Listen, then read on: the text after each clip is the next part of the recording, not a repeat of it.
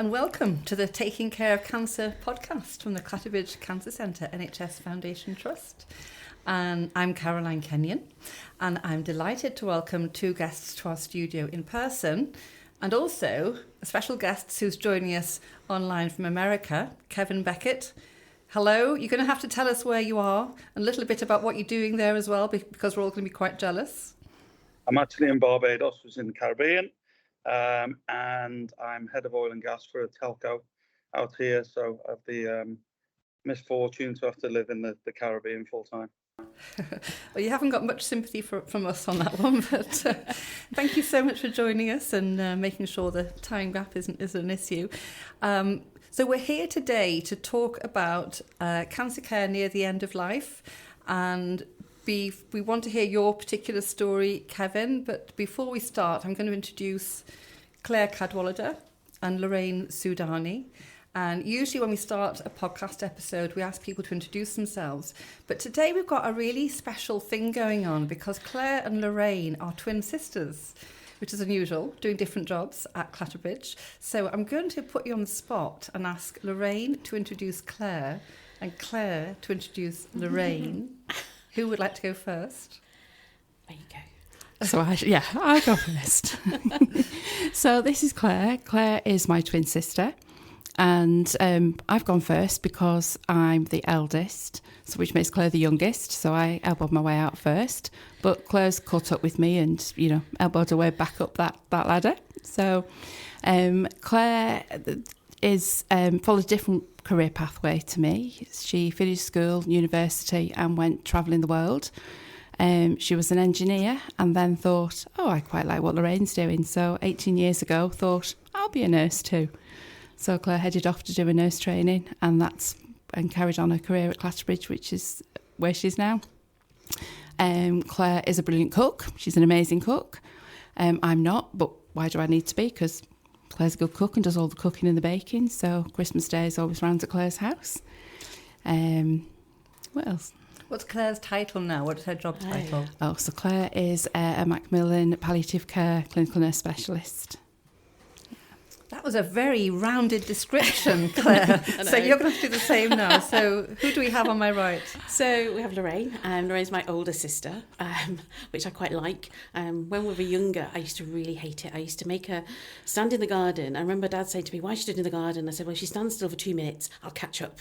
If she just doesn't move or doesn't breathe for 2 minutes, then I'll be the same age as her. And no one will say she's the oldest. But now I quite like it. Like Lorraine said, a different pathway, but I caught Lorraine up in the end with being a nurse. Lorraine started off nursing in 1989, and so went straight into nursing school and worked in St Helens and then went down to Brighton. But she's always worked in sort of cancer as well. So, but then Lorraine came back up to the northwest about 10 years ago or longer. 2008. Oh gosh, so 16 years ago, and then we suddenly started working together at Clatterbridge about 5 years ago. Yeah, is it 5 years ago? 4 years. 4 or 5, yeah. So we'd never worked together before. So Lorraine is a Macmillan Information Centre lead. And so even though we work in the same hospital, our paths cross professionally occasionally, but we try not to pass too often occasionally. And we don't often see each other in work a lot of the time, do we? But no, I work more with the teams that you work with than together, don't we? So, yeah. So Lorraine loves going out to shows with her son. I can't think of anything worse. I do all the cooking and things like that, but Lorraine's more social and much more outgoing than I do. Lorraine takes care of family problems, family business and everything like that, and I don't.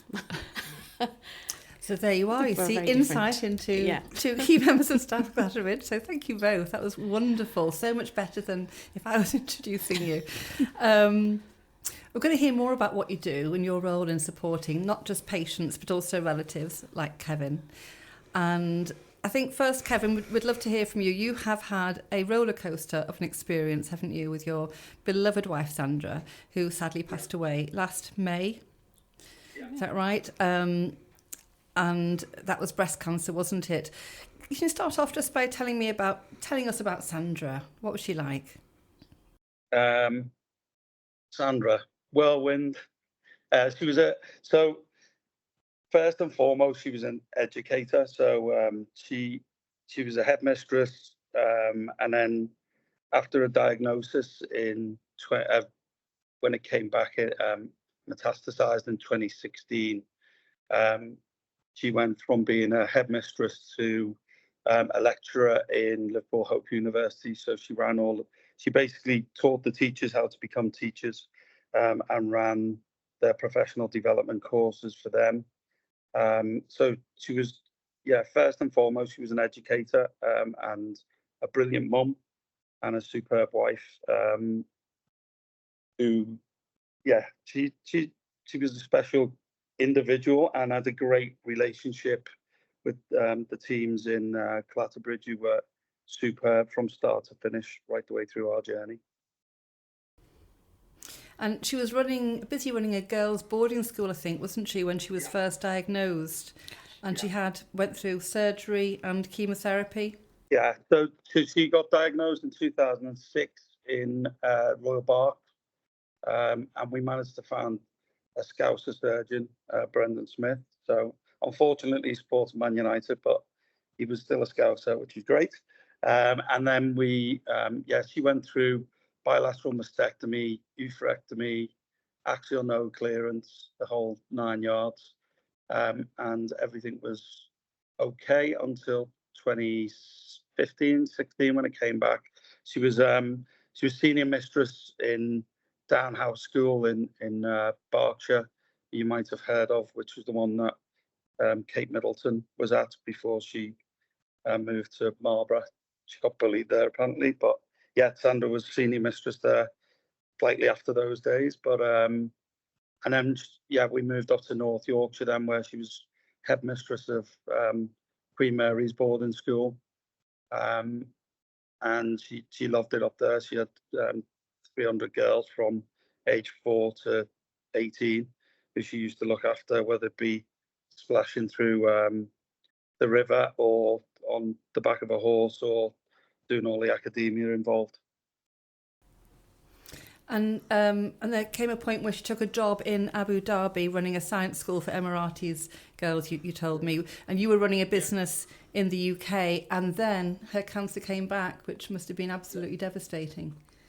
Yeah, it was a shock, to be fair. I think we'd been screened, and she'd had a full body scan in 2014, I think it was, and nothing showed up. And then one day she just felt a stiff neck, and unfortunately it was in T1 down to T4 and T1 to T3, and there was a bit in her lumbar spine as well. And we had the choice of either getting treated out in the Middle East, and to be fair, one of the surgeons there convinced us, he was from Birmingham actually, and he convinced us that it would have been better to get back to the UK, just because the hospitals are so disparate and far apart over there. So the travel would have been uncomfortable in terms of Sandra's pain when it was in a bone. So we came back to Aintree and then straight to the Walton Centre, and then they actually transferred us over to Clatterbridge on the Wirral, and what used to be the primary site, and we saw Doug Errington, I think it was, and then we were under the care of Sue O'Reilly then in the Royal, until she retired, and then we had the joy of working with Carlo, Palmieri, and Joe. So, and they really were unbelievable. But yeah, superb care right from the get-go, as far as Clatterbridge is concerned. And I always remember we had a conversation when Sam was in. She had a week-long course she was in inpatients for the radiotherapy on her bones. And, even in the face of adversity, the thing I loved most about the old Clatterbridge site was that everyone, down to the porters, went round with a smile on their face, trying to make it as comfortable as possible for everyone who was involved in that journey. So, yeah, nothing but good words to say about Clatterbridge as a whole. It's brilliant. You were telling me about Carlo Palmieri when we had our call recently, and some special times and special support you got from him. Do you want to tell us about that? Yeah, I think, well, I mean, first and foremost, because Sandra was a pharmacologist and did biology and chemistry, so she was really into the medical side because she'd obviously done pharmacology for a PhD, and so she was, I think, from a trial perspective, Carlo kind of saw her as a guinea pig because she was willing to go do anything if it helped others, and I think that whole, it tied in well with her education piece and the learning bit, and they did some really great work together, and she went down to London last January, only a couple of months before she passed, and got some funding for some further trials from NHS England with Carlo and Dan. And yeah, Carlo was just, he's a mad individual who's really, really special. And we had a great relationship with him and with Joe. And, you know, they knew what we were going through. They knew we were both relatively young, and you know, life doesn't deal that great deck of cards to you sometimes, but we both wanted to just roll our sleeves up and try and help. So, you know, I did a couple of marathons and raised some money, and you know, we've just tried to do our bit and give a bit back right from the start of the journey, to be honest. We should say who Carlo Palliative is as well, shouldn't we? Not everybody will have heard of him, although a lot of people will have. So what was his role? So he was a professor for oncology, but also he led all the clinical trials for breast cancer, looking after on a weekly basis. As I say, I can't speak highly enough about him. He's genius. I loved him. So we want to hear more about the support that's available to patients and families at Clatterbridge, which is why we've got Claire and Lorraine with us. Claire's a specialist nurse. She wasn't Sandra's specialist nurse, but you did have somebody who was supporting you in a very special way, wasn't she? So Jo Francis was Sandra's metastatic nurse, and Sandra and her had a good relationship throughout the tenure of her treatment. We felt that she just really looked after us all the way through from a diagnosis right until the end. So much so that after Sandra had passed, we actually nominated Jo for a Star Award, which she subsequently won. Isn't that amazing? So Claire, you're another specialist nurse. What does that make you feel when listening to Kevin talk about Jo? I mean, and Jo's a very good colleague of mine, and I think as a specialist nurses, we're in a really privileged position because we have got that bit more time than some of the consultants as well, and we all work really well alongside each other and support each other by supporting the patients too. So, no, Jo's a very special person, and I think it's amazing to hear what she does, and I think I know what she does, but to hear you talk about her is really lovely too, because it's different as a colleague, isn't it? But no, I think specialist nurses are in a unique position. We get to know patients really well and can support them at different times when they need us. So, yeah, it's a very privileged job that we do, yeah. It sounds very personal as well from what Kevin was saying. It is, you know, and you do build up relationships, you know, and patients get to know you. They know, I've done a clinic this morning and a few repeat patients on there, and they know what I'm going to ask them. They know, right, I've got some questions for you. And then they'll say, well, Gal, you know, what are you up to? And so it's really nice. You do get a really good relationship because you do have to give a little bit of yourself as well, you know, because we're all human. So you do have to give a little bit of yourself over to everybody too. But no, it's, it's a good job. It's a nice job. It can be a hard job as well. So I think Jo probably found it very hard alongside you as well, you know, seeing things. But but we do have a very nice job and a very privileged job too. Hard in the sense of sharing Kevin and Sandra's pain, anxiety, stress, all of that? All of that, yeah. Because, you know, because we can see a lot of patients in the week too, you know. So, so, you know, I think this week I've probably seen about 50 patients, you know, so it can be a very long week, but yeah. But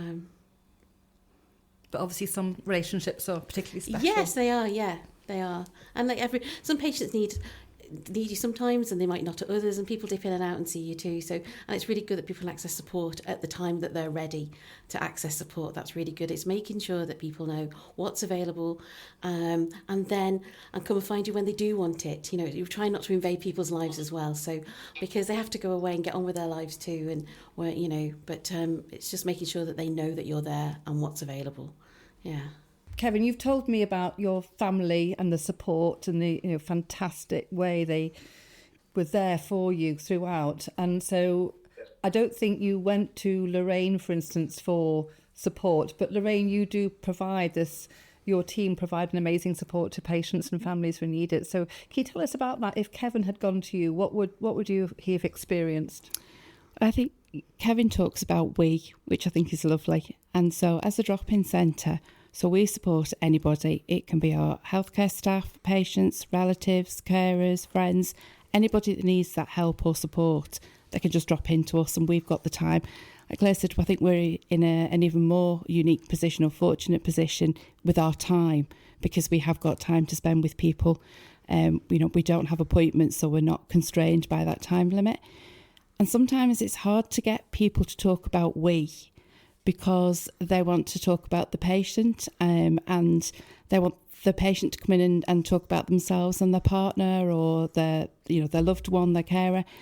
It's often difficult for them to join in because they don't want to make it about themselves, but actually it is about them too, because you need to work together, to be able to support each other, because you both have different needs. So hearing you talk as we, I think, is really lovely. So as a drop-in centre, we will offer that support. We'll offer the time to people to listen. And sometimes people just want to talk to somebody that isn't a family member. So they can have the conversations with the healthcare professionals. They can talk about the medical things, but the things that they, are really important and matter to them, they sometimes don't feel they can have those conversations. So they'll come and have those conversations with us. And then that will lead us into the advanced care planning, which actually is Claire's area. Patients will come in and start to talk about things that are important to them, and how do they record that? How do they tell people that? And then we can start to have those conversations and build on them. But we've been educated on advanced care planning by Claire, as it happens. So that's where we do have that crossover in our roles. And we can talk to patients about anything. So it could be they're worried about their finances. They might need some additional emotional support. They might need some practical help at home. So it's coordinating that and signposting them to the right people to give them that support. But we have that time to spend and to listen, and to understand what's important to the patient, their family. So it would be Sandra, Kevin, and the rest of the family, or anybody that's involved during that time. There are logistics, as you mentioned, in advanced care planning, but it'd be good to hear from you as professionals, and also from Kevin and his experience. I mean, what people need to do and also think about when you're in that last stage of care, when someone's terminally ill. So, I mean, there's a practical side, but there's also what you say to your family and people around you. So how do you advise people at that late stage? Well, what we try and advise is people do things as early as possible. But of course, we're all very different as human beings. Some people are really good planners, and some people do things last minute. But also, like Kevin said, you're at different stages of your life. They're very busy. I'm sat in awe at listening to both of your careers and about, what you were both doing in Abu Dhabi, and how that you were all, leading these really busy lives. And sometimes we don't think that far ahead about planning for the future, because you're living for the here and now, and so, but what we try and say is, look, we should all plan for the future at any point in our lives. So in your 20s, your plan in your 20s will be very different to your plan in your 30s, 40s, 50s. And if we think about it sort of logically, in our 20s, well, you started paying your NHS pension when you were 19, So you'd really started planning for your retirement at that point, but we don't see it like that at all. And so what we try and do, is to encourage people to start planning as early as possible, so it's not seen as a big chore and it's not seen as something frightening. So, like Lorraine said, people will drop in to talk to them about the things they're frightened about, because sometimes they don't want to bother their families. And also families and even some healthcare professionals can see it as quite a sad thing to do, and, and not a positive thing to do if the people want to talk about the future. But lots of people do. And I'm not sure, Kevin, did you plan for the future? Did you have conversations about the future? How did you both approach it? We had Because Sandra was uber organised about it all, and we had conversations. But I will say, and from my perspective, I had my head up my backside, like properly in denial, because she's on all these clinical trials, and we just seemed to just keep on getting extra options, and it didn't really help with the, you got a prognosis to say 18 months, and then all of a sudden we get a scan report and all the tumours have gone out of a lungs, or totally shrunk out of a liver, etc. And it felt like this false. I got to a stage after about 2 years where I was like, is this woman Superwoman? And I suppose looking back on it now in hindsight, it didn't help me prepare, because we got to last January, like it wasn't in a brain or anything. And I look back now at the trigger signs. There was 2 trigger signs. One, we went out for dinner for Valentine's Day last year, and she apologised to the maitre d' for being rude, and she hadn't been rude at all. But there was obviously something going on in her brain, and we didn't realise that that's what it was. And I was speaking to Joe literally on a weekly basis. Everyone was okay, and then she never missed a scan, ever, ever, ever. And she missed the scan at the end of February. Joe and I are convinced she knew what was going on and didn't want to confront it. And then she came back out to Barbados. I'd have come back home. We always said the plan was, as soon as we knew, we had 3-6 months, I'd drop everything. And work knew about the situation. They were all absolutely brilliant about it.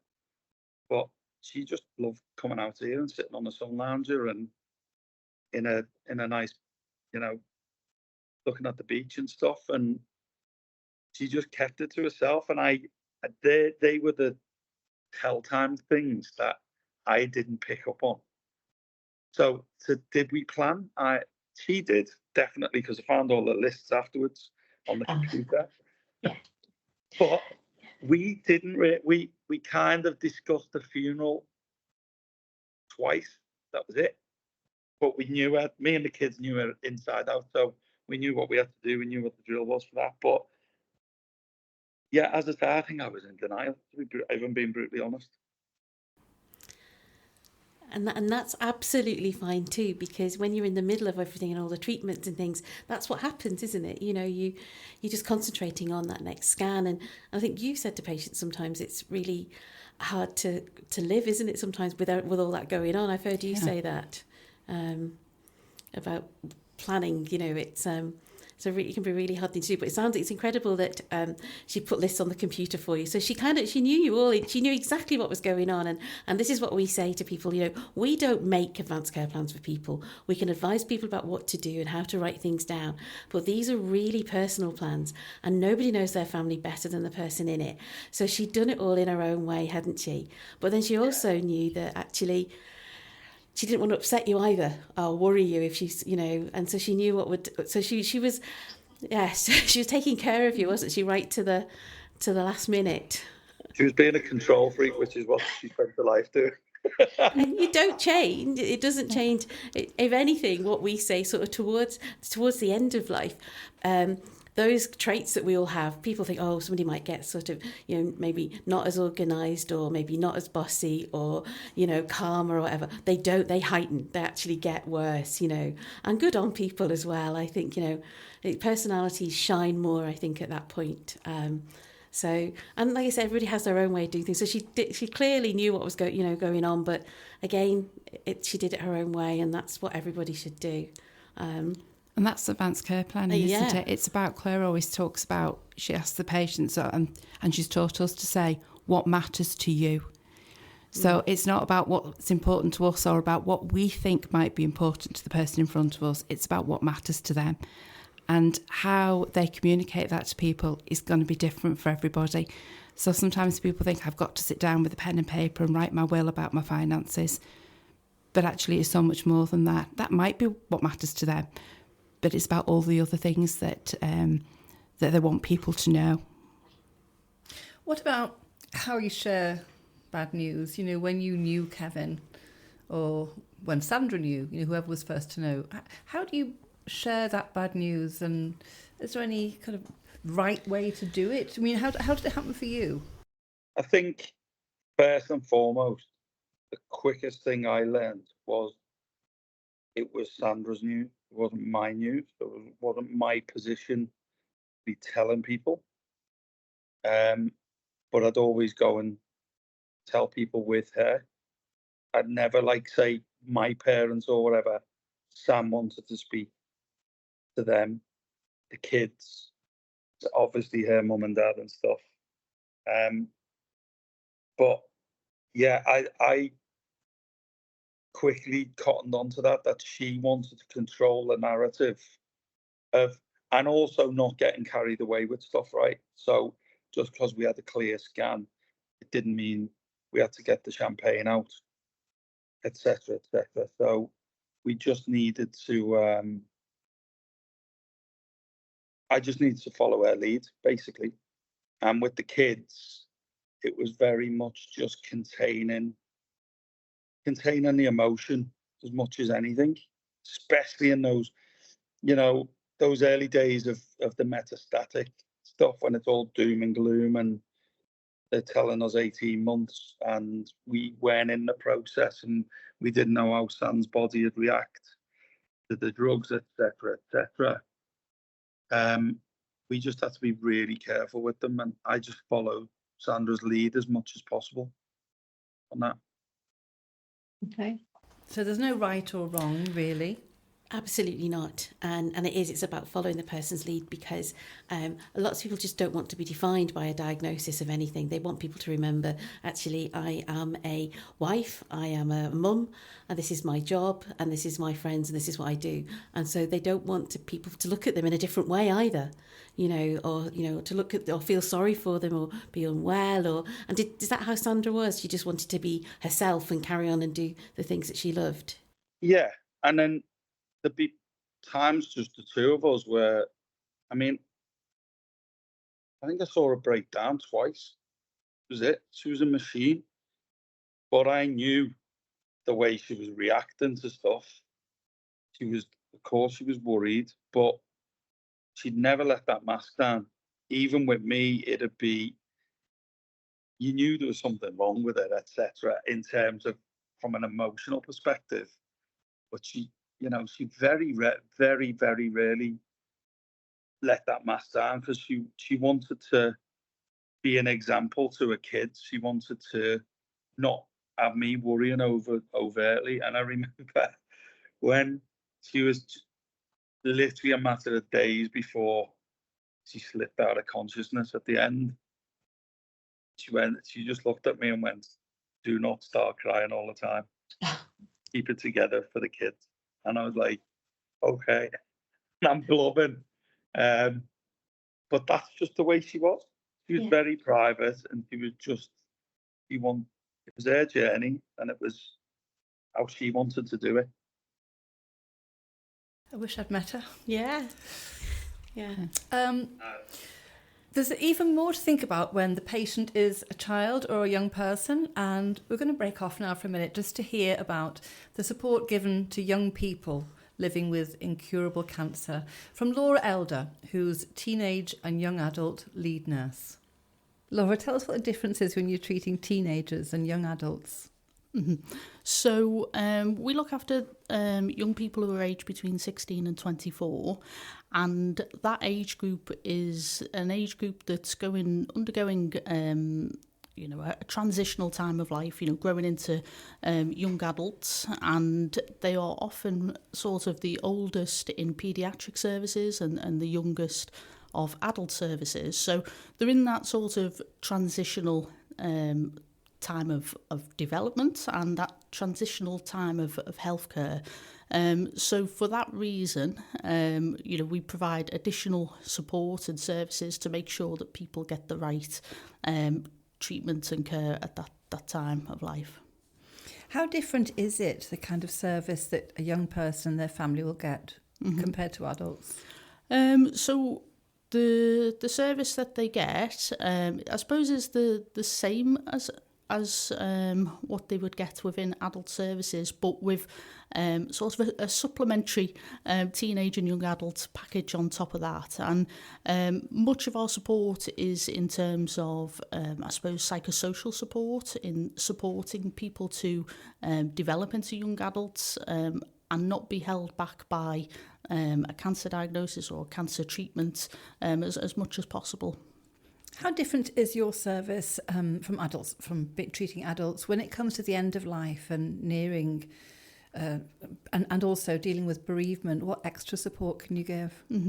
Well, dealing with sort of young people who are end of life is very challenging for staff. Nobody wants to see young people come to the end of life and perhaps not necessarily have any more treatment options. So for staff, we have our psychologist who will offer one-to-one support, or, if a young person has passed away on the ward, for example, they'll do like a debriefing session for staff and support people through in that way. And for families, we offer bereavement support after young people die as well, and much of that goes through our psychologist as well, but depending on other services that we might have linked in with as well. There's other sort of counselling services that come through our social work team and through the children's hospice that we link in with a lot as well, because some people don't realise that the children's hospice that we link in with does extend their full age range up to 24. They think that they only take younger children, but they can offer support up to 24. And in doing so, because they are sort of young people focused, they have that more understanding of what might be appropriate for young people and families, perhaps than a young person going to an adult hospice. The message that we always sort of try and portray is, make sure the young person's voice comes across, and don't decide for the young person what may be best for them. End-of-life conversations are very difficult, very sensitive, but, to include a young person as much as they want to be, is the most important thing, really. Kevin, looking back, is there anything you wish you'd done differently in terms of preparing for that last stage of care? Yeah, I think so. Two things.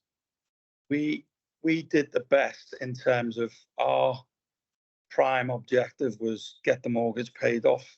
That was what we always worked for. I think we saw each other every 4 weeks, I'd say. And I wish in the last 12 months I'd have jacked work for a bit earlier. But then the other bit was, I don't think we planned our end of life carefully enough in terms of hospice or dying at home, because we didn't think we were in that space. And by the time we got to having that conversation, it was kind of getting too late, and I didn't want to stress Sandra out with a move. And we ended up dying in Clatterbridge, but very much on a calculated move, because I again spoke with Joe on a daily basis and the nurses on the ward in Clatterbridge. But I think we didn't want to stress it out with new surroundings. And then by the time the very end came, it would have been, because you have to get your care packages. This is like the actual logistics side, right? We had to get the care packages sorted, and by the time, even though it's only 48 hours, we were on a ticking clock. We just kind of made the decision at the end was, do you know what? Why don't we just make sure that we've got favourite Joe Malone candles and a smells and a music on and all that, and we basically made the side ward as comfortable as possible. And I'm glad we made that decision rather than to move her, even though a hospice would have been a lovely environment, etc. I don't think she'd have got the benefit, but in hindsight, I wish we'd have had that plan. And I've said it a number of times that I think we have this birth plan when we have children, down to the nth degree of what's going to happen when and what, you know. I think we should do that more so when we're in a terminal diagnosis perspective of literally when this happens, we're going to press these buttons and these triggers are going to happen. And I regret that we didn't do that, but we made the best of the situation and made sure she was peaceful and she was surrounded by her family, surrounded by love. And I think the key thing was a beloved pomegranate noir, Joe Malone. It smells. Sandra's definitely my kind of lady. We share her Joe Malone pomegranate. Yeah. But I think it's interesting that you say that, you know, that you wish to plan that end of life a bit more carefully, and also and liken it to a birth plan, because that's how I teach. I liken an end of life care plan to a birth plan. And, you know, midwives make everybody do an intense birth plan. I've never had a baby, but, you know, I just hear that this is what happens. But actually, when it comes to sort of giving birth, it can go a bit awry, can't you know, it can change. So what the best plans sometimes have to change at the end. And I think it sounds like that, you know, with all the best planning in the world, you know, things can go a little bit awry with care and, you know, even getting into a hospice and the beds available and, you know, but it sounds like she, you know, she was sort of comfortable with you all around her and all of those things, you know, and also staying in Clatterbridge as well. It's a place that she knew, and she knew all the staff and the staff knew her. And so sometimes you having that sort of, and you knew them as well, the family as well. You all knew that know the staff too. So sometimes that can be far more comforting than going to a place where nobody knows you, you know. But and again, you know, you can call to visit the hospices and things, and you know, and it might not have been for her either, you know. So actually, the plan that you made sounded incredible in the end, you know. And you can plan for everything, but sometimes things do change, you know. In a way, to Sandra's comfort, she loved Carlo would just whip down and talk to her. Yes. And so would Joe. So she loved that. Because she had said, to your point, that familiarity. Yeah. They were the two people who went into bat for her, if you like. And yeah, she found that really comforting up until, you know, while she was still conscious, etc. Yeah. And also for you all seeing them as well, you know. Yeah, definitely. Yeah, so, but it is really hard to sort of, because, you know, you can write all these plans and things, but I think, you know, I always say to people, look, what we need to know about you, what do we need to know about you to best care for you, and what would I want somebody to know about me so that I could care for them? So I know what Lorraine wants, and she knows what I want. I've got a lovely husband, but goodness me, you know, he it would just all go a bit awry.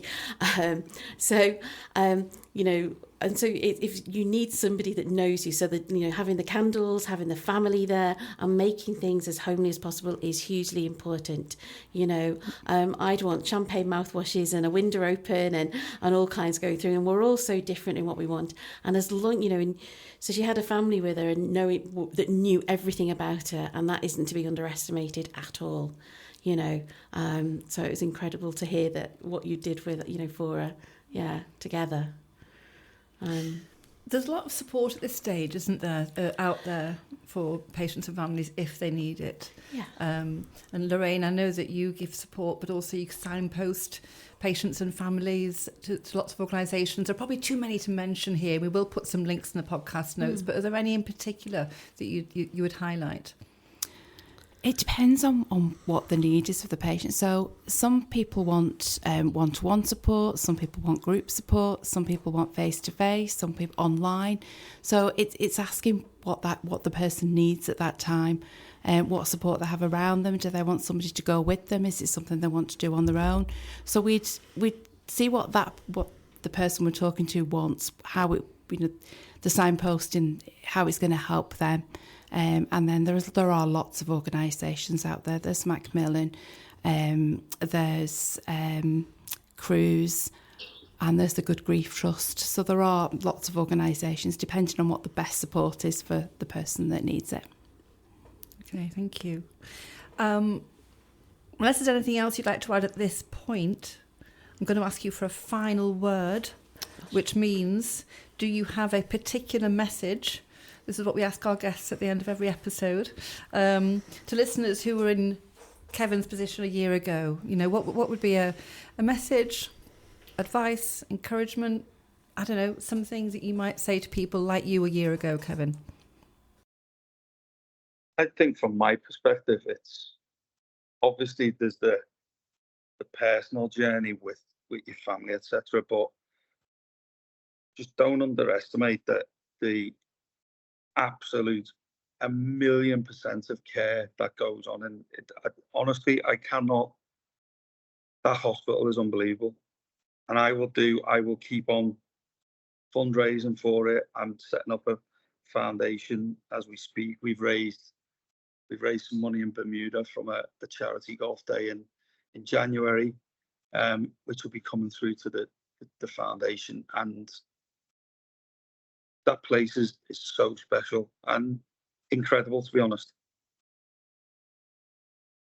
It's wonderful. Well, the charity aren't here, but on their behalf, I'd say a huge thank you. Lorraine, what would you say?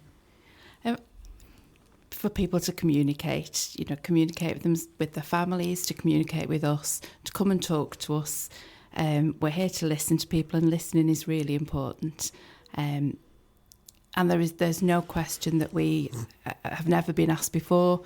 There isn't a daft question. People have questions they're scared to ask, but we're there for them to come and ask us those questions. We won't necessarily give them the answers, but we'll help them to find the answers. Thank you. Claire?